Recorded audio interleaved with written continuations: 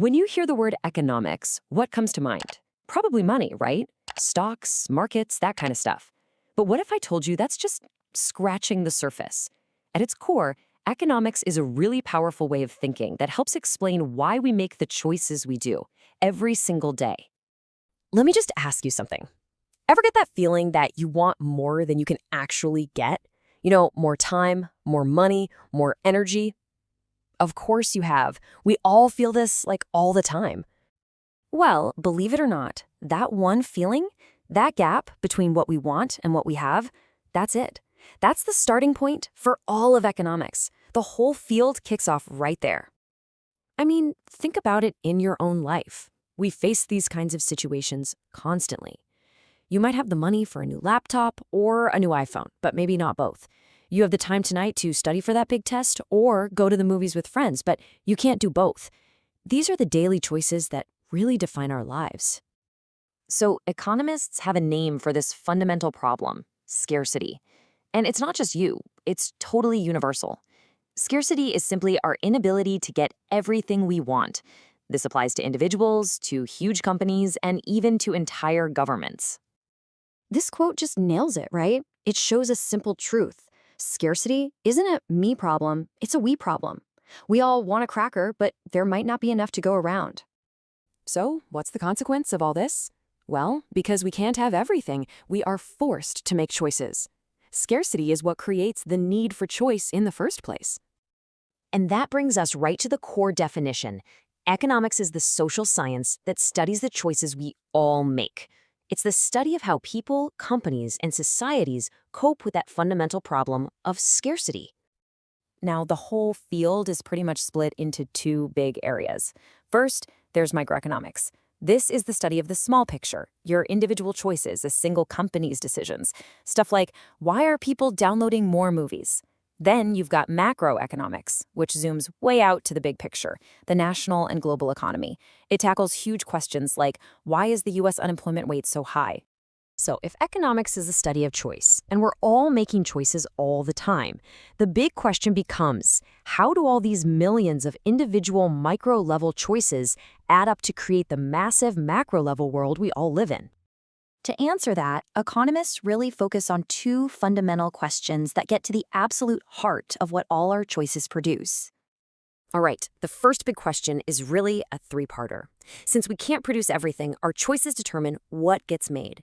More cars or more computers? Then how are those things produced? And maybe most importantly, for whom are they produced? I mean, who gets to enjoy all this stuff? Let's break down that how and for whom. Goods and services are made using four main resources, what economists call factors of production. There's land, and that earns rent.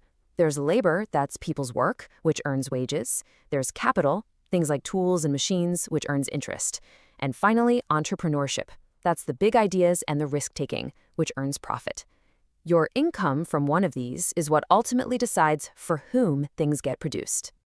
Okay, let's move to the second big question, and this one is fascinating. When you make a choice that's best for you, your self-interest, does that choice also end up being what's best for society as a whole, what we call the social interest? Or do our individual desires end up clashing with the collective good? So how do economists even begin to tackle these massive questions? They don't just guess. They use a specific way of thinking, a kind of mental toolkit that helps them analyze choices. And here's the cool part. It's a toolkit that you can use too. This toolkit is built on 6 core ideas. At the very center is that every choice is a trade-off. You give something up to get something else. We make rational choices by weighing the benefit, what we gain, against the cost, what we give up. Most of our decisions aren't these huge all-or-nothing deals. They're marginal choices about doing a little more or a little less of something. And crucially, all of our choices respond to incentives. Let's just unpack a couple of these. Let's start with that first tool, the trade-off. A trade-off is simply an exchange. Because you can't have it all, you're always giving up one thing to get something else. More study time means less time with friends. That's a trade-off, plain and simple. But to really understand a trade-off, you need to know its true cost. And economists call this opportunity cost. Honestly, if you remember one thing, make it this one. It's maybe the most powerful idea in the whole toolkit. It's not about the money you spend, it's about the next best alternative you give up.